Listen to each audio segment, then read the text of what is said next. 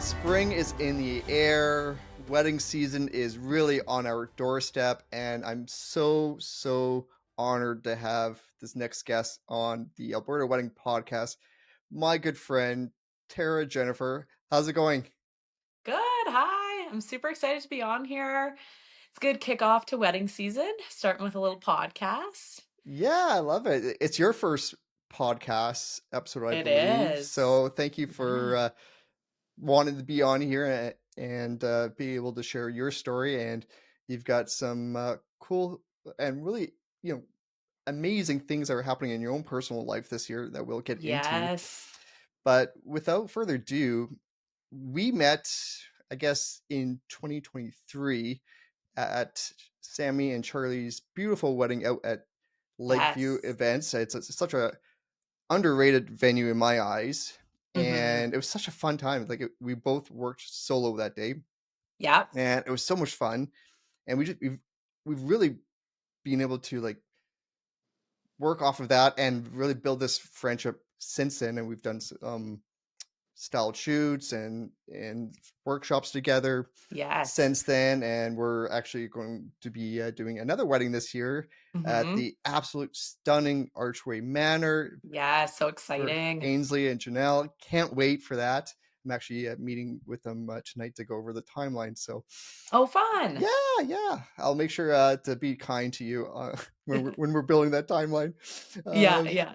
but yeah, I really wanted to obviously give you the floor, and I want to hear how you got started in wedding photography because your work really it's so beautiful, it's timeless, it's classic, and Thank you. yeah, and that just didn't come overnight. And I know lots of years of practice and just perfecting your craft. So Yes. when did this all start for you, and why did it start for you? Yeah. Yeah. No, that's a good question. You're definitely correct on it didn't just happen overnight. This sounds cliche, but I want to say like photography kind of just found me. Like from as long as I could remember, I was that kid with the little Canon Power Shot when I was, 9, 10 years old, wanted a little handheld for Christmas. We grew up traveling quite a bit, and I played lots of sports. Oh, So sports always took us on like weekend trips to the city. I grew up, if I guess people that are listening, Fort McMurray, Alberta. So little small town. Well, at the time, it's grown obviously quite a bit, but quite remote. So when you start playing sports, you're pretty much every weekend. You're Edmonton, Calgary, all over the place. So it kind of just started as packing a little camera along with me and um, I think this goes back to the documentary style, but kind of documenting your weekends, the travels, the bus rides. And then I remember when we would go to the city, it would be so exciting because all the architecture and the big buildings. And so, yeah, that was kind of just me from the get go, from quite young. Yeah, I want to say I was about 9 or 10. Um, and then when I got to high school, and you had your electives, I did the photography classes, and then upgraded to an actual DSLR for Christmas. Um, Going back though, like I always was, it was portraits. Like when I had that DSLR, it was always on the weekends, like getting my friends to put on some makeup and we'd go out to the forest or we'd go out, by the water. And I was always attracted to that portrait style. Like I never, a lot of people say like, oh, when I was young, I started with birds and wildlife. It was always people from the get go. And then of course, when we traveled or went on vacation, I was just kind of the documentary, like the architecture and the buildings and stuff. So yeah, I kind of just always had the camera. It was always around. But when I had finished high school, I lived in a family where, you very much go and get an education, and arts weren't always very encouraged in the household I was brought up in. It was you go and get some, you're a teacher or a nurse or something that was seen as more valuable. So it's funny now to look at it. I did a nursing diploma, so I am a nurse as well. I don't tell a lot of people that. So yeah, I went to college, did that, worked in Edmonton for a few years. And what actually sparked me to get into this and create a whole business side of things was film photography. And it's very trendy right now. A lot of people are into the film look, but I noticed I wasn't reaching for my digital camera anymore. Um, it almost seemed more work. Like I didn't want to pack it because then I'd have to upload and edit. And I had started seeing more film becoming more prevalent. So I went and bought a little 35 millimeter film camera about 6, 7 years ago now. The first few rolls were a struggle. Film it's an art. You got to learn it. But after a few rolls, I fell in love with it. It slows you down. It's not just click, click, click. You have as many photos as you can take. You got to be very intentional with film and the way you use it. So there was just something so beautiful that I could go away for a weekend or go on a trip, take some photos, not know what they looked like, and then a couple weeks later get them back, and it just the emotion I think that comes with film, it just kind of sparked a passion. I was like, wow, like this is, yeah, it just made me feel good. It truly just kind of lit me up. So I then, about a year and a half, 2 years after just, having my little film camera and doing my thing, I didn't actually know the extent of the wedding industry and the luxury events. And, I just thought people go get married, they hire a photographer. That's great. And then during COVID, I started to kind of see some very big photographers start popping up on my feed. And I'm like, wow, these people actually do this as a full-time job. I just always seen photography as something, it's an art. You do it on the side of your other career. And I think that goes back to how I was raised in the household I was raised. So yeah, I started to kind of look into it, and I told myself, this was back at the tail end of COVID. I believe it was 2021. Um, I fell in love with it, and I was like, I am going to give myself 1 year. I was still working full time as a nurse, and I was like, I'm gonna, upgrade the gear. I'm gonna invest in this, and I'm gonna create a website. I'm gonna create a page, and I'm just gonna see. Let's see what happens. If it fails, it fails. And if you know me or anyone knows me, when I want to do something, my mom always says, you do it. Like you put your full self into it. And I did. Like I joke, but the manual that comes with your camera that nobody actually picks up and reads. Like I was reading my camera manuals. I was highlighting things. I was making notes. Like I learned the exposure triangle. I studied. Like I was like, if I'm going to take on someone's wedding day or their life moments, like I need to know my stuff. So I didn't go to school for photography, but I fully invested my time and energy for a year. Any free time that I had outside of, my full-time job, I invested in education, all that stuff. So it's now past that year later. And I would say that I'm very proud of myself. And I do not work as a nurse anymore full time. I haven't for the last 3 years now. So I just recently picked up a few shifts, kept casual because we are planning our own wedding at the moment. So wanted to have some extra cash to do that. But yeah, looking back, it's crazy to think where I am now. And to me, it was still a short amount of time, like 2021, and I guess we're 2025 now, but the gap of where I started and where I am now with the luxury weddings and the clients I'm getting and the bookings, it's still, yeah, it's amazing.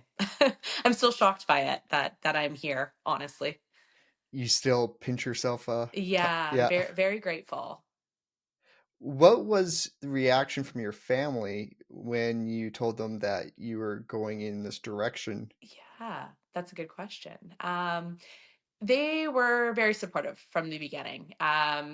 They kind of very much like myself thought, it would just be something I do on the side, make a little bit of extra income, see how it goes. Um, and then in the last couple of years, my father helps me with my taxes, and he was like, "Wow!" Like I think it even has surprised them that an industry like this can feed your life full time. Hmm. And I think they see as you would know, the nursing is very it's funny. You work with people almost on their worst days. And then now I'm working with people on the best days of their life. So that's a huge shift. Um, People are so very grateful to work with me as a nurse. It's a different gratitude you get from people. So I think they also just see now like my life, it's just so much more positive. My mental health has gotten so much better. So all around, it's impacted me in such a positive way. But no, from the get go, they were very supportive, and they always have been. But I guess it was a little eye opening at one point, a couple of years in, being like, oh wow, this actually can be a full time career, and you can make it work. So yeah, they've definitely been supportive since the beginning, and I always joke, even to this day, I'm always in a pinch or I'm running to the city. Something comes up, mom will bring a lunch or she'll stop. She's always, yeah, they are truly my biggest supporters. So I have a huge thank you to give to them. She's always going to be your mom, and she's always going to be Yeah. there looking out for you, right? Yeah, they are. They're very supportive, and yeah, they help me with a lot of back end stuff, hauling rentals for styled shoots, bringing the truck. They're there and they're helping. So yeah, I'm very grateful for that. That's the unglamorous and unsexy part of what we Yeah, do. There's a lot of things we do behind the scenes that hmm, couples don't see. We don't obviously totally. share it on our grids like we do Yeah, with yeah, our work, right? And so yeah. I'm curious to know how, in this transition phase you were going through coming out of COVID, what were some of the major obstacles and challenges when it came to balancing this nursing career that Yes. is, very highly respected? Not to say that what we do isn't, but it's Yeah, different. yeah, And now, like, trying to build this brand new business from the ground up, no formal education. You're basically self-taught in a yeah, lot of ways. yeah. What were some of those hoops that you had to jump through in those early days? Yeah, yeah. I was quite lucky when I first started the business. I was not working shift work in the hospital. I had just left that about a year prior. So I was working. It was actually quite nice at the time. I was working a Monday to Thursday nursing clinic position. So it did give me that Friday to kind of do admin. Um, but even so, looking back now, that can only last so long. Like you still are working 6 days a week. So I learned pretty quick that something was going to have to change. I did it for about a year and a half, 2 years. Like by my second season of weddings, I was like, I'm not quite there yet with the photography, but I, when I'm burnt out or when I'm taking on too much, it takes that creativity away. It Yeah. takes that spark. And from the get go, I always knew I don't want to be in it for the wrong reasons. I'm doing it because I truly love it. I truly like to create art, tell a story, document things. Um, so yeah, there came a day where it was too much. So when I jumped in full time into photography, yeah, I took a leave from nursing. It was very scary. The first couple months was terrifying. Like, what am It I was like, oh doing? wow, I no longer have this constant steady income coming in. As you know, with the wedding industry, it comes whenever those inquiries come through. You have your months that are busy and people are booking, and a lot of revenue is coming in. But There's no there's safety blanket. months, yeah, there can be a month where you don't book anything, so there's $0 coming in. So it has taken me a while to get used to that. Like I'm just starting to kind of figure out what months are booking months now. You kind of see these trends. So kind of how to budget your money and make things work. And then, like you said, I didn't do any formal education for photography. Now, I always say photography, it's an art, Hmm. just like painting, just like floral design. There's so many and not to take away from people that go and get diplomas and degrees in this art, but I think a lot of it can be self-taught for sure. But now the back end of things, the technical settings, when you get into the real more in-depth things, though those people that do take these programs, yeah, they're definitely more advanced in those ways. But um, I could sit here all day and tell you all the things that I've had to navigate over the years. Yeah. I think just not only learning the photography world, but the business world. There's been mistakes and learning curves, and clients that have certain, yeah, like there's so much. So like I said, I could sit here all day and just do a podcast just on that of what I've learned. But I finally feel like I'm at a place where I have a good system, a good workflow. I'm, yeah. What were some of your early inspirations or mentors that you looked up to in the wedding photography or just the photography world Yeah. in general? Yeah. I think this has changed a lot over the years. When I first started, like I was saying, I didn't even know the extent of the wedding industry. And then I kind of started seeing people like Jose Villa, Lauren Fair, these big Vogue photographers kind of popping up. And it was like, wow, like, and then you would read their bio and it was just so fascinating. The industry in general. So those were the people I looked up to at the time. It was like their beautiful work, publications and magazines.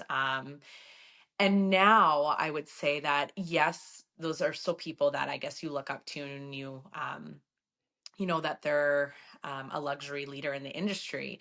But now that I'm at the point in my career where I'm starting to get those luxury clients myself, I'm at the nice venues, people are paying my prices. I find who I look up to now is actually the people that are in our industry locally, that have a big name, but I have worked with them and I've seen how they communicate with their clients, how they respect other vendors, and how they just run their business. I've had a really good friend of mine, and I will say her name, Jenny Jean Photography. I know Um, Jenny. I've worked with her. She's yeah, amazing. she's amazing. Someone that really took me under her wing the first year when I wanted to get into the wedding world, and took me under her wing, let me shoot a lot of weddings with her, and to be honest, put her trust in me, and has been there throughout the ups and downs. We've done some international weddings together. She really has been someone that I look up to, just in the sense that how she treats people and how she walks through life with so much respect. And yeah, just how she treats people and other vendors and their clients. So you can have the big names and look at their work and love it and fall in love with it. But I think, yeah, I see more value in looking up to people that I can connect with. And yeah, that's where I'm at now. It's, yeah.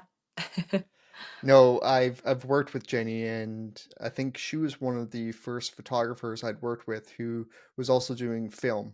Yes. And it was really interesting as a videographer just seeing her process and how she would have to, bounce back and forth between the two and then changing out film. I mean, Mhm.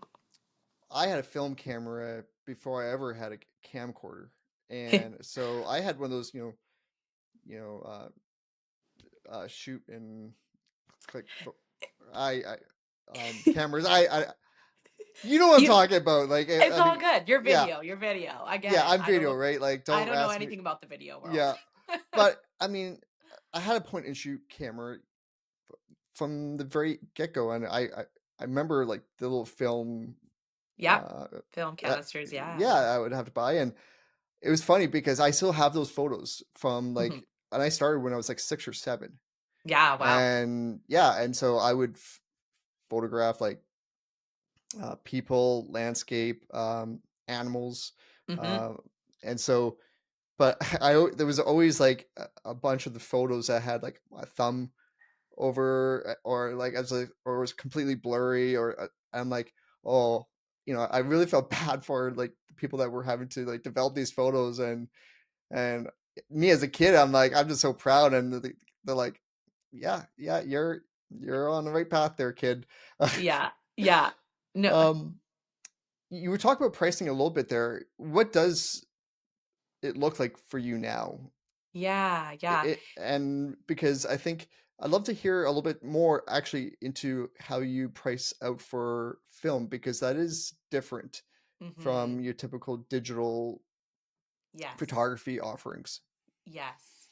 Um, I learned pretty early on that your client experience and your booking process goes a long way. That was one of the main things that I kind of carried with me from the beginning. So when I even first started in this industry, it wasn't just me, sending an email being like, yeah, it's $300 for a session. I, went on, made a PDF, had my packages, details, had a welcome guide for people. Like that was something I developed early on.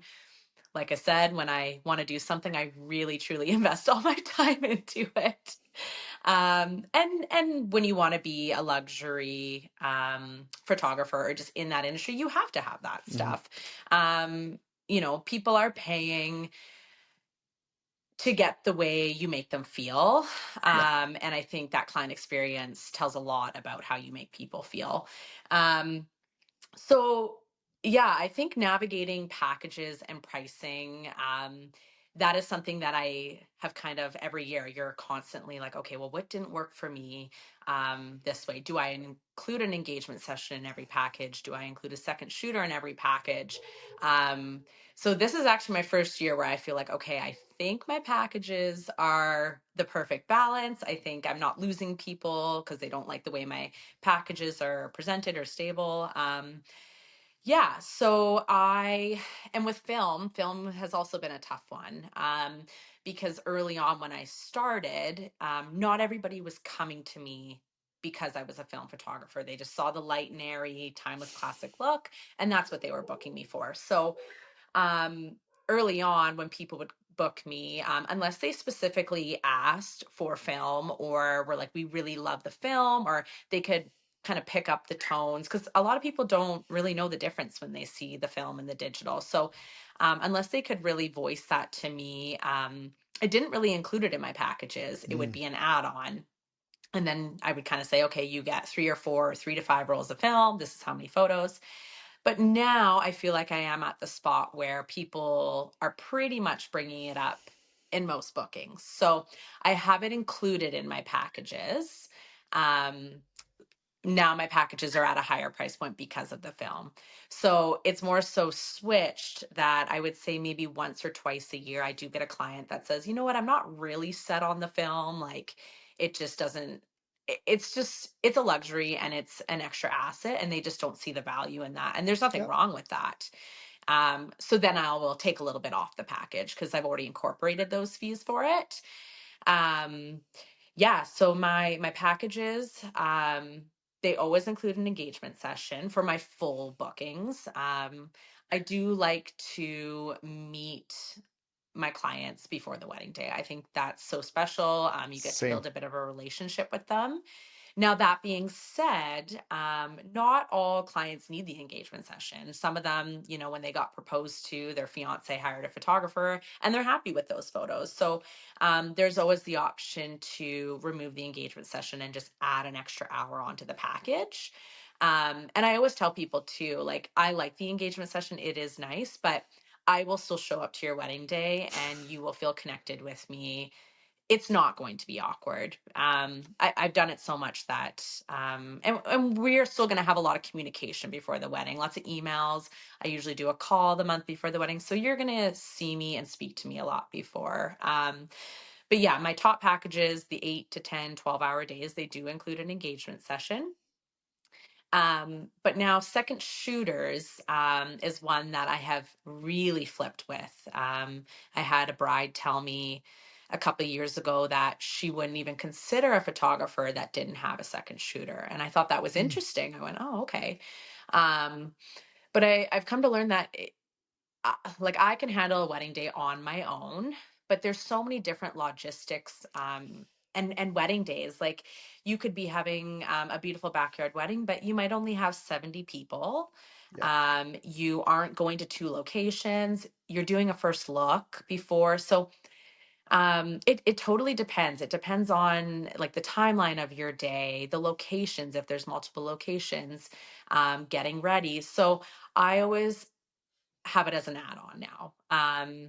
It's an add-on they can add, and I would say only 30 to 40% of my couples every year actually truly add the second shooter. And those are the couples that are having the big lavish weddings. There's a lot of things, details to capture. While I'm doing portraits, if they don't have a first look after the ceremony, then they're at cocktail hour with the guests. So I think having a second shooter as an add on, in my opinion, is the way to go. Um, I'm always hesitant when I get inquiries where people want to know about a second shooter right away. I'm like, it is an add-on, it's not included. But I do find a lot of people, if I included it in my packages, a lot of people end up removing it. Because just the details of their day, they're not as vast, and Yeah. they truly just, yeah, they don't need it. So I usually discuss that on a client call when I meet the couple at first. Um, so yeah, my packages, they start at about the $5,000 range, but they can go up depending if they want to add that second shooter.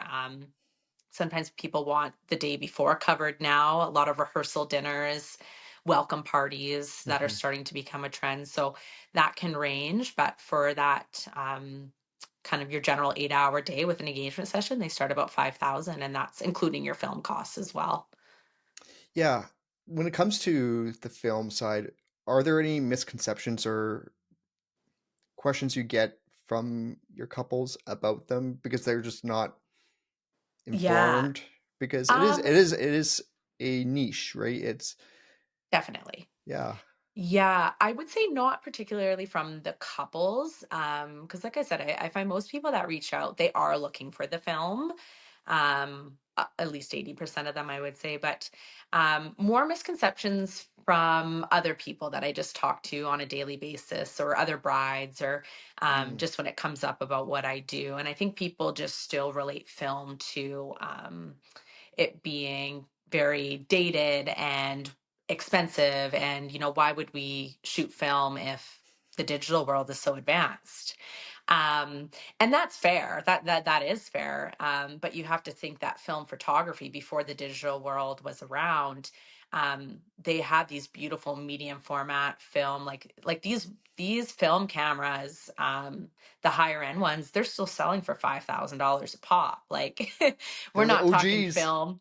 It's crazy. Yeah, we're not talking film, the little Kodak you get from London Drugs. And that is also, I think, why film has become so trendy now, is because there's a lot of photographers just getting their paws on kind of the dinky kind of point and shoots, and they're underexposed. They don't learn the settings, and I think that film is going to go out of style. That is more so what the trend is right now, is a lot of chaotic, blurry, underexposed, like that's Yeah. what's in. That is what the trend is. But good film from a good medium format camera that the photographer actually knows how to do the settings, that's a timeless image that's never going to date itself. It's the exposure's there, the grain is so minimal. So I guess film is trendy in a way, but it's a certain aspect of film that's trendy right now. um and I don't think film's ever going to go out of style, in my opinion, but Yeah, I agree with you. I mean, it's not like um on the I know on the video side, like Super 8 has become really popular over the years, yes, yes, but also with that, I've seen it done really well, and I've seen yeah, it done where it just looks trendy. And I'll be yeah, honest, yeah, full transparency, like last year, I got on to the trend, and I don't have a Super 8 camera, but you can slap on a yeah, filter, change some of the settings, yeah, and emulate it. And yeah, I did it for a few weddings, tried it out, and I realized, you know what? This is not my game. This is not yeah. my my thing. This is not that I don't like it. It's just Hmm. those who do uh, it and do it very well, Yeah. they should be charging what they're charging. And there's some Yes. amazing videographers in this province. I know Love and Lore out of Calgary. Yes. Yeah. They're ones that really come to mind. I know up here in Edmonton, 24 photography. They offer Yeah. that on both photo and video. So when done well, I think on both ends for photo and video, I think you can see the difference. Yes. And not you know don't don't go with someone who's just slapping a filter on like I did, Yes. and Yeah. I mean, hey, live and learn. Uh and so I've gone away from that and I've gone back to what worked for me pre-pandemic, Yeah. and so yeah, speaking of being a bride, and it, you've got to be getting really excited because you're a bride. You Yes. mentioned earlier in the episode that you're getting married. Yeah. I'd love to hear how that process has been going because you're getting married at the end of this year. Yeah. And yeah, just any insight on how that has been for you. Yeah. It's been an interesting experience.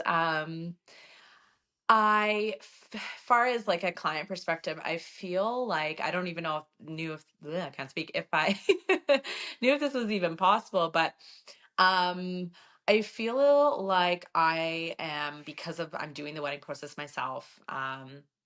It's kind of making me that much more like patient and intentional and creative with my clients. Mm, The biggest thing is, I find myself at least, we are being very intentional on who is in the room on our wedding day. That was something from the get-go that I said. I mean, it's not just inviting 150 people every year. The good weddings, people always say like, oh, what's the best one you've been to? And I mean, you can say, oh, it's the Fairmont Banff Springs or it was the live band, and they all have their nice touches. But mhm, a wedding, to me, a good wedding is the dynamic in the room. You can just, like, when the parents are vibing, the parents love each other and they can have a few drinks and dance together on the dance floor. The friends groups that are there are all close and already know each other because they're the people that come to your house on a Friday night for a fire or a dinner. Like, Yep. so creating that um, dynamic in the room was very important to me. And the list was something that took a while for us to kind of get through. So I think right now where I'm at in the planning process, that's kind of correlating back to the client experience and how I treat my clients is I feel like I'm even more so telling a story and like preserving that history in the room. I've always been kind of a watcher when I'm at weddings, and the dynamic you can tell when it's there's some family, you can tell when there's some family drama in the room, or that brother doesn't like that, it. So um yeah, I think I'm just more mindful of that now, and just a lot more intentional when when I approach a wedding day. Yeah, that would be the biggest thing right now, even just with people inquiring. I don't want to be, I never was, but when they say, like, I'll do a follow up and say, like, hey, it's been 2 weeks, haven't heard from you. Not worded like that, but, and they say, like, oh, I've just had a busy week. Like, I just need time to actually like sit down with my partner and review this. I reply and I'm like, I get that. Like, you don't want to rush any aspect of the wedding process. I want you to book me because you love me, you love my work, we connect. Yeah, so just a little bit more of the client experience and how I communicate with my couples and how I approach the day, because I get it. I just, yeah, I always kind of said like, oh, you don't need to go through the process or be married to shoot a wedding, which you don't, but it does help a little bit more. I Yeah, understand it more. for sure. How has the vendor selection process been, specifically Yeah, photography? Because being a yeah, photographer, you've got a high high expectation. expectations. Yeah. And Yeah. so, how has that been? It's been interesting. Like, not just on the photographer standpoint, like just the vendors. It's I think I'm more, I don't know how to put this. I maybe because I do pride myself on giving a good client experience and having good communication from the initial inquiry right to the gallery delivery. But it is wild to me how there are some vendors that truly the bar is down here, and they're in the luxury world. I'm just like, how can you, you inquire Yeah. and it's not a PDF package, it's nothing. It's just a little email with a bolded, this is my fee. And then it's like, you can go ahead and book by e-transferring this. And I'm just like, oh no. No, like I Yeah. have no problem paying the price. I'm in, but if you're not getting a good experience, or that they're not, I think it's that they're not invested or excited about your day. Yeah. Um, and I get it. We see a lot of weddings working in an industry. It's all been done the way, like everything that you say, it's trendy, it's new, this is fun, but things have always been done. It does take a lot for a vendor, I think, to get truly excited and invested. But I guess at least like show a bit more emotion and This is the biggest so day, yeah, right? yeah. And you may do So like 15 weddings or 30 weddings a year, but this is their only wedding. this is their only wedding. So I think showing a bit more yeah, excited and being a bit more enthusiastic, wanting to ask questions. That was actually a big reason of why we ended up booking the venue we did. There was a couple other ones that we really did love, but from the start, the venue that we have booked, their communication and like their response to questions, and honestly, their excitement about like our design and what we're doing, it was there. And I felt so comfortable, and you just felt like they truly cared. And that's huge. I think, if you're between a toss up between two venues, and one gives you way more of a better, you're going to go with them. In my experience, at Hmm. least. So, um, yeah, it's been a process. Like some things I just didn't expect. Sticker shock is definitely very real. Again, I thought I kind of knew. Oh, we know flowers are expensive. We know the food's expensive. But when you actually see the breakdown of the cost, you're like, oh, okay, yeah. There's a service fee and Yeah. a delivery and a labor fee. So definitely still was some sticker shock with some things. Photography was actually, I would say, an easy one. It yeah, like I knew I wanted very similar to my style, a very timeless classic look. I didn't want to go with something that was trendy. Um, that being said, I gravitated towards a different photographer for some engagement photos we're doing this spring. So I feel like I kind of pulled the trendy, the film style for our engagement photos. So we're getting kind of a taste of that. But our wedding day is just very timeless, classic images. Yeah, so photography was more of an easy one for me. Surprising enough, the hardest one to book so far has been a DJ. Well, I um, know a few DJs. I just had one on the podcast. yes, and that is actually who we booked. Um, yeah, just This is amazing. yeah, I love that this. is who we booked. I think maybe, and you can speak for it too. Happy A Life DJ Entertainment. can a DJ can make or break a wedding. Like I've been to like people that spend a good amount of money on their wedding, and they got a marketplace DJ, and it's just like, oh no, like, so yeah. And a DJ is one that you don't, with a photographer or videographer, you see their work, you can get galleries. Yeah. um a lot of DJs don't have a lot of like behind the scenes of them, unless you can actually experience them and go to a wedding where you've seen them work. Yeah, so that was a tough one. I got probably the most quotes for a DJ, met with a few, and I was just like, oh my god, what am I gonna do? But yeah, we ended up going with Happy Life DJs, Tom, and again, just our call felt like he was, yeah, very into our day. Their client experience is great. They have a great bridal portal you go on. Yeah, very detailed, and felt like they were the best match. This is like the perfect situation. I feel like a proud like papa here, with my podcast that Yeah. I'm bringing couples and vendors together, and it's great to see when there's collaborations like this. And Hmm. obviously, I have a high amount of respect for Tom and Sean and the whole team over there, and that's why they were Yeah. on the podcast. And so that's amazing, and you're in excellent hands. Who did you end up going for when it came to photography. Did you want to say who it was, Yeah, or yeah, no, happy to. We ended up going with Justine Milton, and she's based out of Calgary. Yeah, superb? very timeless, true to color. Yeah, the big factor actually to booking Justine was we are having a winter wedding, and it is inside in an old art gallery with no windows. So Justine is someone that is very well versed in flash photography. um yeah, so that was kind of the selling point for myself. The timeless classic look outside, a lot of photographers have that. But when it goes to being inside with not a lot of lighting, that's a specialty on its own. Flash is another world. So Yeah. um just looking through some galleries, hers was the one that she could truly light up a space, and not worry about those shadows and all those little details that me as a photographer I notice. But so that was actually probably the selling factor of why we went with her. Yeah. And before we pressed record, you mentioned that you've you're getting a bit of a deal with her, just because when it comes to this bundle. Do you want to talk about? Yeah, yeah.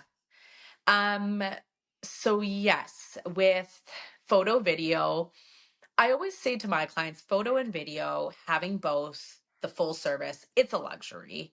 It truly is.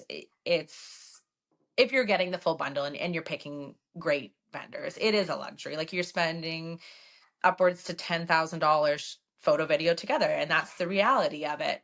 More depending on the wedding. Yeah. So video wasn't something from the get-go. I kind of had just told myself, we're just going to do photo. So I've actually been telling couples too that come to me and say, like, well, I know you don't do video, but would you recommend some? But I'm looking for someone on the lower aspect because we haven't given that budget. So you could actually answer this for me. I don't know if I'm offending the videographers in the industry, but what I have been telling my couples is, okay, well, maybe you don't need that full 10 to 15 minute video. You might just want a highlight video of your Mm. day. So when I reached out to Justine, she does offer video as well. They're kind of a husband wife duo.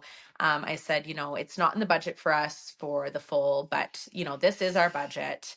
Maybe we do a 2-minute highlight video, just Yeah. something a little. And that's what we kind of agreed on and bundled it together with our photo package. So, um, but that I've had a few clients this year, and they're high end clients. They have a healthy budget, but spending 10 to 15,000 isn't where they want to put their money, but they're still willing to spend a few thousand on the video. Um, so is telling them, maybe ask for a highlight video instead of the full story. Is that something, because you still are showing up to the wedding for the full Mhm. day, you're still there for that. But I assume that on the back end of things, maybe it's a little bit less work because you're not doing the full show. Um, but quote, yeah, let me know. I'm very curious to know what you think about that. Yeah, I don't usually get put on the spot here, so thanks for that question. I think it really depends on each videographer you speak to, just like with photographers. Yeah, Everyone has their own way of running their business, and what they're comfortable with investing their time in for that that's particular fair. for that particular wedding. So Yes. I know for myself personally, I've had to adapt and pivot over the last year here based on the economy, just the Yeah, way the market is right now. I had to make some serious changes to my collections, to my offerings, how I'm guiding my couples through that whole booking process, because we can't keep doing the same thing over and over yeah, again and expecting a different result. yeah, And if you're not getting the bookings, if you're not getting the work that you're wanting, I have a mortgage to pay. And so we all have bills to pay. I yeah, think each situation is different. And yeah, so I don't think there's a wrong answer. I think there's, really going to be based on where that videographer is at that time and Yes. and what they deem as being worth it Yeah. for their time sake. And so, yeah, I think moving forward, if you're wanting to keep riding this wave and be in this for the long haul, Yeah. You need to be able to adapt and I think so, adjust. yeah. Yeah. And whatever that looks like, that's up to you to decide and work with your clients. I'm making more custom proposals than ever before. Like I've always done Yes. custom proposals, but within those proposals, I'm really stretching my style and the way I offer my work Yeah. to help make it work for them. And so, and that's making sure that I'm not biting off more than I can chew too. So, Yes. so Yeah. yeah, that's a great question, and obviously the surge of content creators that we've seen, Yes. more so down, I would probably say in the United States, but you're seeing it trickle It's in more and more up here. I'm totally. curious to know what your thoughts are on content creators, and Mhm. are they our friends? Are they our enemy? Like uh, and I'll share my thoughts on it afterwards. But yeah, Yeah. love to hear. Totally. I, as a photographer, love them, and as a bride, I love them. It's funny because I have video on my wedding day, but they're just in my opinion, they are two separate things. Like, Mhm. um, now that being said, someone that maybe is a bride and doesn't, is it their more affordable option over hiring a videographer? I get that standpoint. So as a photographer, I love them, but as a videographer, I can see that it can be a little bit of a battle for sure. But like you just said, I think that depends on what type of videographer you are and Mhm. where you are on that level. I mean, if you're a luxury videographer and you are getting your 15, 20 weddings a year at your prices, you probably also love a content creator. That content creator is there so that that bride or that couple has those iPhone videos at the end of the night or the morning. They can make their reels, they can make their posts, but your good quality images and video is coming later. And I would say is more valuable in the long run. Um, but to me, content creators are an added service with someone that has already invested in photography and invested in video. I myself have even kind of went like, do I want to pay someone a couple $100? And it's fun to see those outside videos. Just it's a different perspective on the day. It's kind of those behind the scenes. Um, Goes back to the kind of chaotic. Trend that's in right now. So I love them. I think there's a certain time for them. But I get how some videographers are kind of going, you're taking away from us. But that goes back to where you are Yeah. in the industry. And, if you're a videographer that's starting out, um, you might be in a competition with those content creators for sure.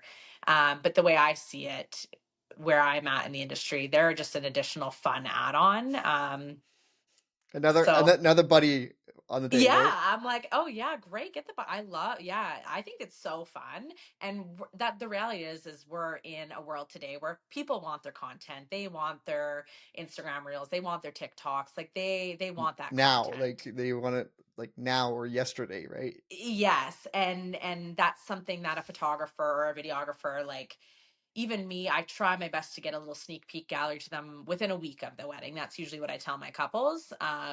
But yeah, they want that. Like they want to wake up and kind of go, "Oh my God, like let's relive it." Like cuz you're not on your phone as the bride. That phone's in your purse I or hope it's not. no, you're you're not touching your phone. So I think they just want that instant gratification. But again, that's just the society we live in Yeah. nowadays. Um, I love them. I'm here for them. I hope they stay. I think they will stay.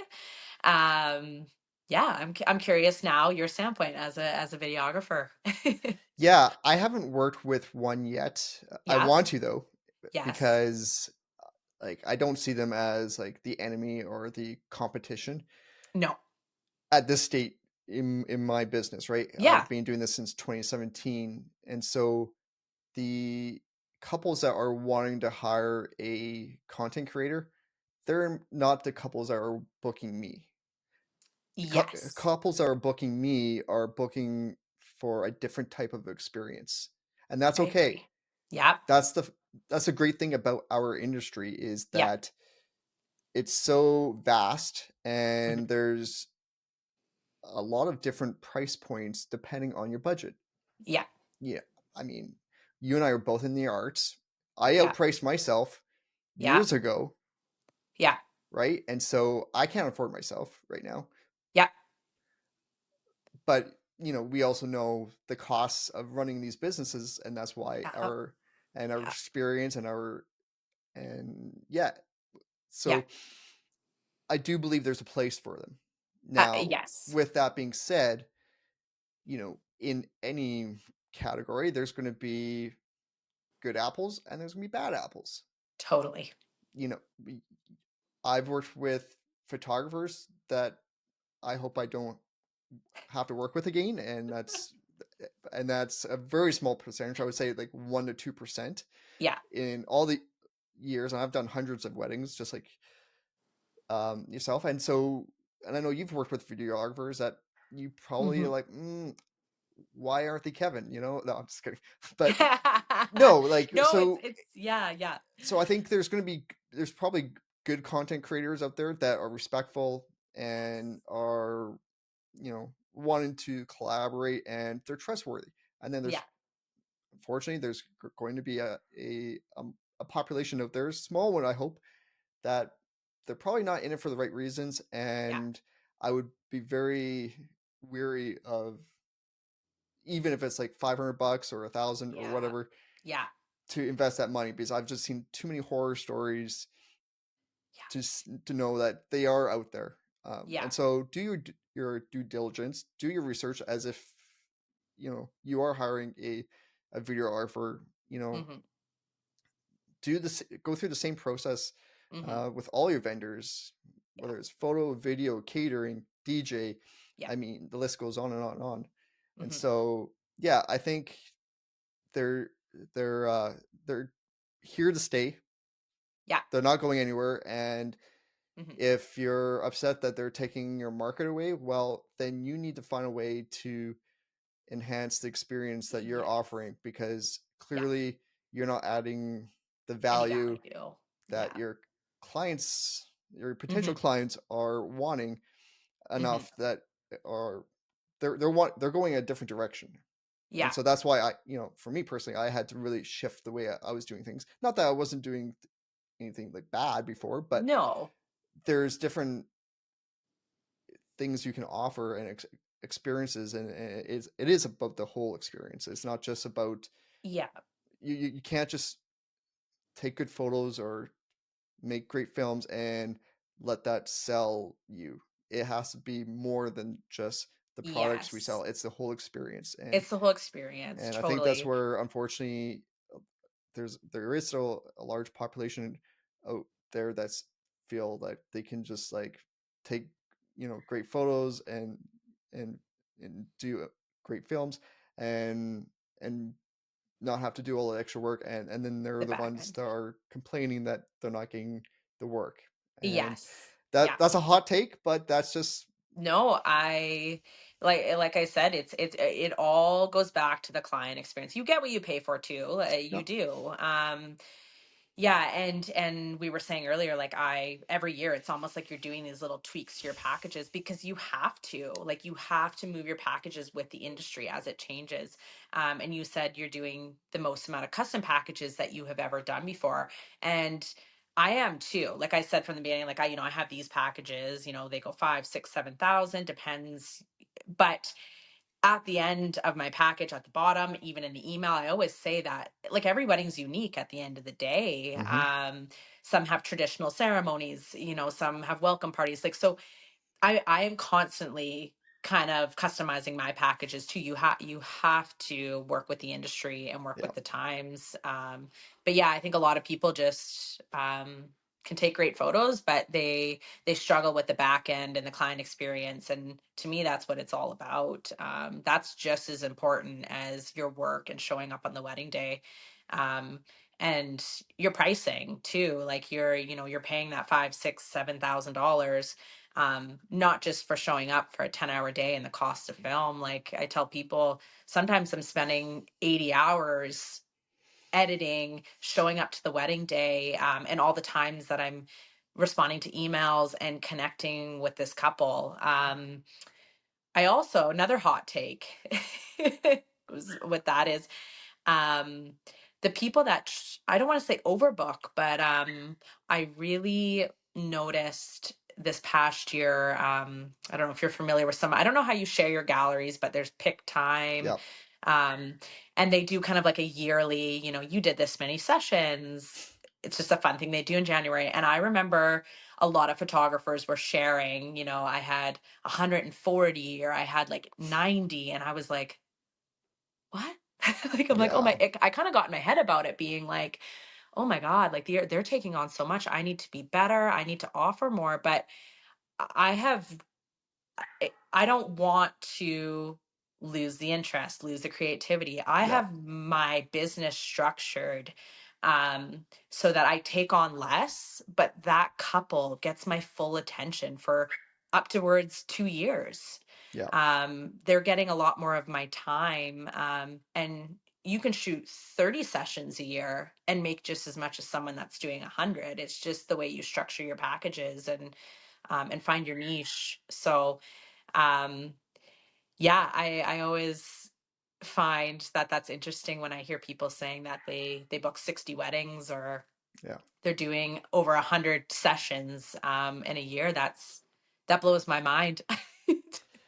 Yeah. Yeah, out of respect for this individual that I worked with, a photographer, Yeah. in this last year, uh, and I'm probably not going to be working with them again because they live in a different country, so that may Okay. give away a few things here. Yeah. Found out on the day of the wedding that they are like the prominent photographer for this high-end vineyard. Again, I'm probably giving this away of where this was, but they do about 80 weddings there a year. Wow. And I'm like, wow. But I found out that they're able to do that because, they show up, and I'm not going to go into everything that happened on that day, but let's Yeah. just say it wasn't a luxury experience that I Yeah. would have expected from someone that was being paid three times more than I was being paid for. Yeah. Yeah. And to find out that they take all the photos from that day Yeah. and they run it through AI within a week. Yeah. Yeah. They don't touch any, they just run all the photos through the gallery, Yeah. the AI software for the gallery, and then they hold off on delivering those Delivering photos. it to make And it look like they yep. spent the time. Yep. And this is someone that is highly booked, Yep. but again, like that left a really sour taste in my mouth because I was Yeah. like, wow, I was like, do you even care? And Yeah. on the day of the wedding, no, like You could just, yeah, you could tell. They're I got they're disrespected so many times. They didn't yeah. want me there. And Yes. Yeah. so, and it was really disappointing. And I felt bad for the couple. Like the couple loved their photos, but Hmm. as a professional in this industry, Hmm. looking at these photos, and I can tell you right now, they were not curated. Yeah. They looked very generic, Yeah. not because of who was in the photos, because everyone looked amazing, but Yeah. it was just it felt like a factory line, and it didn't really matter who was there. Yeah. Like they've got a glass Yeah. of champagne in their one hand, and they're snapping photos like this way, and they're not even looking. Yeah. Yeah. And to me, I was like, wow. So, and they're in the luxury market, and so Yeah. And they still are. They're and still like, and yeah, the they'll get luxury market. booked, but it just goes Yeah. to show it doesn't matter what price point or what market you're in. Yeah. you're going to see that. Yeah, I But think, yeah, having those meetings with those big vendors is so important too. It makes me wonder what the booking process is like with those vendors, if maybe the client is like, yeah, okay, great, good enough, here you go. But I hardly ever book a client before hopping on a Google Meet or I doing a never. video chat because great, like I love that you're like, here, yeah, that's my budget, no problem, but I want to get a sense of your vibe too. Like this goes back to the only doing 15 weddings a year. I want my 15 couples to be on the same page as me, value the same things. um because if not, you are going to have conflicts down the road. Yeah, You might have a client that is um yeah, picky with certain things, or texting you every second day. Like you're gonna run into obstacles. It's almost like an interview process for myself as well. Yeah, I just, the people absolutely. that truly you get to connect with and they value the same things as you, that is my ideal client. Those are the clients that I want. And I'm happy that that's where I'm at. But yeah, it makes me wonder with people like that, what the booking process is like. Yeah, it was real eye opening, let's just say, Yeah. and it's not going to change the way I do things because in the No. end, like I have to go to sleep each night, and be happy with Yeah. myself and Yeah. knowing that I'm doing everything that I can, that I feel is morally correct and right, Yeah. and I'm in it for the Yeah. right reasons. Obviously, Yeah. you have to make some money, otherwise I don't get to do this. Yes. But yeah, I just it was sad to see, but at the same time, not surprising overall because you're going to see that anywhere, and Yeah. this was not in Canada. So Yeah. again, kind of Yeah. giving away who this was, but if you No, follow no. along, but it's Yeah. I know some photographers and videographers and other vendors, Planners. planners Yeah. here in Alberta. Unfortunately, Yeah. this is the Alberta Wedding Podcast, Yeah. and I'm very open and collaborative with like so many, but unfortunately there is still going to be that small Yeah. There's bad percentage apples everywhere. Yeah. that make it bad for everyone. Yeah. You just have to go into the Facebook groups and see, Hmm. right now, like there's some that are being highlighted right now that it's like, okay, Hmm. be aware of this, right? Because, but I think the good and the great definitely way outweigh. Absolutely. Yeah, and Yeah. we need more photographers like yourself in this province. Oh, thanks, But no Kev. one's going to be able to like duplicate what you do, and I just love having you on here, Yeah. and just like hearing like just your whole thought process. And I think you and I are very aligned with how we see things. I think that's why we clicked from the very beginning. And I agree. Yeah. And so I only Yeah. bring the best of the best on here, and apparently now like I bring vendors together so they can do weddings Yeah. together too. So, um, I, what's this year looking like for you? Um, very uh, it's great. I I feel like this is the first year where, like I was saying, I really wanted my couples to align with me. And over the years, I was kind of like, I'm not as excited for, maybe this venue. I feel like my couples are truly aligned with my brand and myself. All the venues that I'm attending are just dream venues. I feel like this is kind of a breakthrough year for myself. I'm not gonna lie. I'm very excited for the couples I have, the venues, the locations. Yeah, I'm very excited to see where I'm at this point next year once I get these weddings out and showcased to the world. Yeah, And I'm you'll be very married by then excited. too. Pardon me? And you'll be married by then too. Yes, yes. So I'm yeah, very optimistic and excited to see where I am post this year. And seeing, yeah, where things go. I can't see myself stopping anytime soon. Yeah, I truly love it, and I feel like my hard work has paid off. That's where I feel like I'm at. 2025 is going to be a good year, and I feel like it's already starting to pay off. Some of the bookings I'm getting for 2026, I'm like, wow, like I'm working with these big planners and the venues and the budgets, and I'm just like, wow.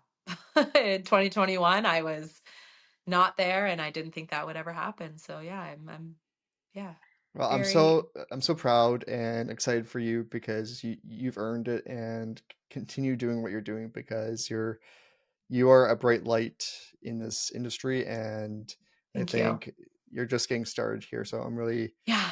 really excited to Um, see where this next year and beyond goes for you, because I know it's you're just scratching the surface when it comes yeah. to your business, and and all the really cool experiences you're getting to enjoy along the way. So, Yeah. It's been a journey. how can people follow you along, your Yeah. social handles and your website? Yeah, absolutely. Instagram is, I always say we are in a changing world. Instagram is where I get 95% of my inquiries from. I mean, as a photographer, obviously your work is plastered all over it. Google is a weak point. I battled with it for about a year, really trying to rank, run ads, and I kind of said to myself, why am I doing this? Everything's still coming from Instagram. So yeah, if you just type in Tara Jennifer on Instagram, it pops right up. It should be pretty easy to find. And then I have my links in my bio from there right to my website. It's pretty easy to kind of navigate from there. So, yeah, Instagram is my number one. And yeah, easy to navigate. I love it, and Yeah. I love the behind the scenes stuff I'm seeing too. Yeah. Shared a little snippet in the stories yesterday, Hmm. promoting today's recording, and I just love seeing that behind the scenes that you're showing too, because you don't always get that on a wedding No. day or at an engagement session. So yeah, I think this is hopefully going to show couples just another way for them to get to know you, Yeah. you know. So yeah, that's Hmm. awesome. That's where I'm at. I'm very excited to see you this year at Archway Manor. It'll Yes, can't wait. be a good day, and yeah, we'll have a bit of a team, I think, with us this time. Yeah, Not just we each have a second this time, so yeah. we'll need So it. There's multiple locations, so it's a big day. it is a Yep. big day. So, but it'll be a lot of fun. I can't wait. Yeah. Thank you so much. Yeah. It's been an absolute pleasure, and I always love our chats, but I think this was just so valuable for myself and for anyone that's watching and listening to this. So definitely check Tara out on Instagram, Hmm. and yeah, Yeah. have a great season this year. Thank you. Yes, I'll be seeing you around. So, and yeah, hopefully I gave some value to not only couples and brides, but also photographers and kind of that process and how to work your way at it. And yeah, so hopefully I was insightful for multiple people. And yeah. Well, definitely have to do this again after your Yeah. wedding to see how your own Yeah, we'll wedding touch went. base. All right, take care. Okay, bye, Kevin. Thank you again to Tara for jumping on the podcast with me this month. It was an absolute joy to just chat with you and catch up. We've been good friends for the last couple of years, and I can't wait for us to get to work together again this summer at Archway Manor. So I hope everyone else really enjoyed and really got a lot out of this podcast. I know she shared so much knowledge and insight into how she approaches weddings and just the whole customer experience. I think that's something that I'm really going to get out of this, is just how she really takes care of her clients from the beginning to the end. So with that being said, thank you for tuning in once again, and I'll see you all next time here on the Alberta Wedding Podcast. Take care.